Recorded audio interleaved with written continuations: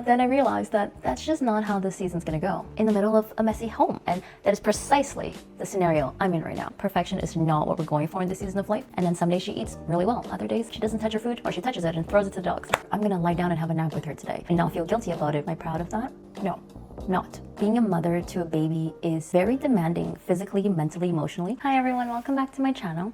If you're new here, I'm Yasmin. I am a registered nurse, a mama, and a wife. And I've recently quit my hospital job to work on my new business and to spend more time at home with my baby and just doing homemaking, something that I love, and it's bringing me a lot of joy. If you're interested in knowing more about that, I talked all about that in my last video, so I'll link that here for you. So today I want to talk about some of the habits that I am bringing with me as a fairly new mom into 2026.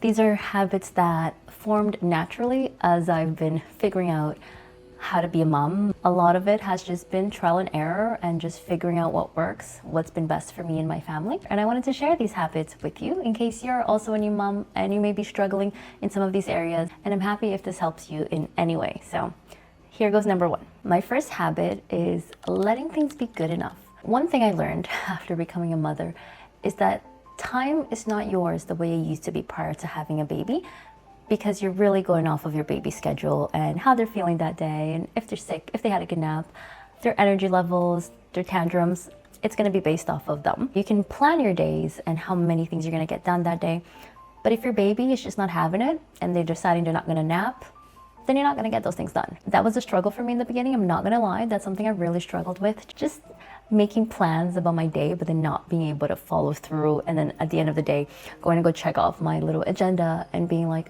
I didn't get half of these things done. And it was very frustrating when I wanted to be in control of my days like I used to prior to having a baby. One habit that I've started at the end of the year that's been really transformative, I guess is the word, is just letting things be good enough. Accepting that this is a season that I'm in, that things are not gonna be the way they were when I didn't have a baby. And things are gonna be changing throughout these seasons as my baby grows. My daughter's now 17 months, but in these first couple of years, they are changing so rapidly. The moment you think that you've got your routine down and that everything, you're like, okay, I got this. This is how it's gonna be, they change. So you're always just, the moment you think you got it, it's already changed and you're on to the next thing, trying to figure out that thing. Once you figured that thing out, it's changed again. And that's taught me a lot about just letting go and letting things be good enough. So this season has taught me that good enough is more than enough at this time. Like, I don't need everything to be perfect. I don't need everything to be top notch. Sometimes things just have to get done. Some days the meal is simple. Some days we just have leftover oatmeal that I warm up with some milk and canned peaches.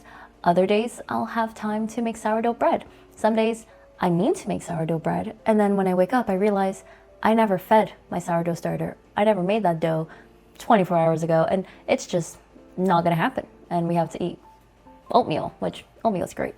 But you know what I mean? Sometimes everything's not gonna be perfect. It's not gonna be beautiful, and you're just gonna have to make do, and that's okay. Some days the house is messy. Most days the house is messy. Let's be real, toddler, dogs, it's just messy all the time. And that's something that I also struggle with. When things are messy, I feel like I can't think clearly.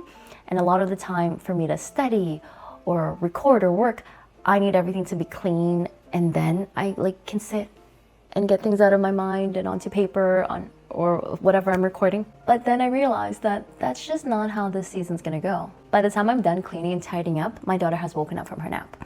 So if I wanted to get some work done or record something, that time frame is now gone, and I don't have time to do it until the next day. I'm having to accept that sometimes I'm gonna be recording in the middle of a messy home, and that is precisely the scenario I'm in right now. There are toys everywhere. I just can't even keep looking at it because it starts to bother me a lot, but I'm just accepting that that's just how it is. It's not gonna be perfect. This is enough in this season of life, and that's okay. So like some days, whether it's me leaving to go see a client and I didn't get a chance to wash my hair and I'm putting my hair up in a dirty bun, or I'm recording something in a messy room like this, but it's getting done. That's better than not getting done. Perfection is not what we're going for in this season of life. I'm just trying to always remind myself that presence is more important than perfection.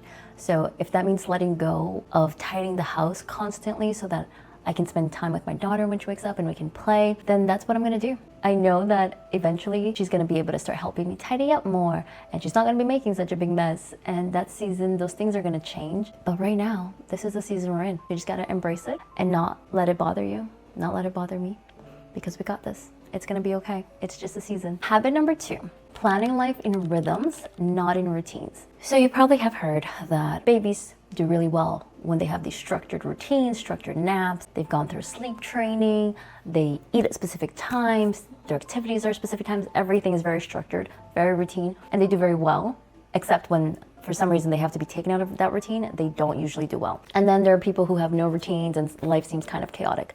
I'm kind of like in between the two. It's not strict. So I think of it as in rhythms. Like we have a morning portion where I know we're gonna do playtime. Usually we try to leave the house in the morning. Like she has a lot of energy in the morning, we do breakfast, and then we leave the house. We go to a drop-in center, we go to the park, we go visit someone, we go for a walk. Like we're doing something outdoors, something exciting. Then we come back home and we have lunch and then a nap. So while that is a routine, a structure, it's not timed the same every day. It really depends what time she woke up, how she's feeling. Some days she's very tired and she wants to have an earlier nap. Other days she will have a nap at like 3 p.m. It really depends. I try to just read her cues, see how she's doing. I don't let her get overtired. Like I am in touch with that. So I do pay attention to those signs that she'll show me when she's starting to get tired. And then some days she eats really well. Other days she doesn't touch her food, or she touches it and throws it to the dogs. See what your kid is like, and don't be so strict about things, because some days it might not go that way. Some days it does and it's great. Other days it doesn't, and that's okay. I've learned that flexibility in this season of life is not a lack of discipline. It's more of respecting the season that I'm in, whether that means just seeing how our day goes or doing something last minute. Someone might call us and invite us to come over or have a play date last minute. We might just go, or we might not, depending on how our day has gone. I try not to be so strict, because my baby is not strict. Babies are not strict. They just kind of free flow through life, and they just do what they feel like. They cry when they're upset. They get cranky when they're tired, want to eat when they're hungry. They don't want to eat when they're not hungry. They just do things intuitively. So just trying to flow with her through life a bit more intuitively instead of strict routines has helped life seem a little bit less chaotic and less stressful. For the holidays, she went to bed at midnight for like 3 days in a row. Am I proud of that? No, not. But was she fine? Yeah, she was fine. She was totally fine. She was absolutely having the greatest time of her life with her cousins until midnight. And then she slept until 10 the next day. And it's fine. I think just when kids have a bit of that flexibility, they are actually able to adapt better to different situations, because life is not always going to be perfectly scheduled and routine. Try to take a deep breath. Everything is okay. Things don't always have to go to plan. That is the one thing that I've learned about having a child, is that life is not going to go to plan. Your days are not going to go to plan. They might go a little bit to plan, but you cannot plan everything. And this brings me to habit number 3, which is narrating life out loud. This really ties into my other points. And what I mean by that is some days my baby, we do co-sleep and nurse throughout the night. And some days she'll wake up once or twice. Other days it seems like she's waking up every hour to feed. The next day when I wake up, I'm exhausted and I don't even want to do anything on my list. But then I start to feel guilty. Like, oh, I should be doing this, I should be doing that. So by narrating life out loud, it's helped me take a step back and see things more objectively. That like, we had a really hard night yesterday, and I'll say that to her. We had a really hard night yesterday, so today we're gonna take it easy. Today we're not gonna do laundry. We're not going to go to that activity that we had planned with some friends. We're just gonna stay here. We might go for a walk around the block, but we're gonna take it easy. And that's okay, because we had a rough night. So just saying things to myself like, I'm tired. And that makes sense because I didn't sleep yesterday very well. So I'm overly tired today, and I just need to be easy on myself. And I'm gonna cook a really simple dinner, and we're gonna get to bed a little bit earlier, or I'm gonna lie down and have a nap with her today and not feel guilty about it because I didn't sleep well yesterday. Whether that's just speaking out loud to myself or talking to a friend and telling them this, and then hearing their reassurance that like, you should take a nap, and accepting that and being like, yes, I should take a nap. This season asks more of me. Being a mother to a baby is very demanding physically, mentally, emotionally. So if you're trying to live the same way you were previously to having a baby, you still want to give that same amount of energy to everything, plus raise a baby, especially when you're still nursing, still co-sleeping. It is so demanding. It is so much. It takes so much. So you really need to be gentle with yourself, and you really need to acknowledge that this is the season we're in, and it's okay to take a step back from things. It's okay to not do things as perfectly as you were doing before. It's okay to say no. It's okay to slow down. There's nothing wrong with that. We live in a society where we need to be constantly busy, constantly doing things, constantly exhausted. And that is not healthy or good for anyone. It's not good for you. It's not good for your baby.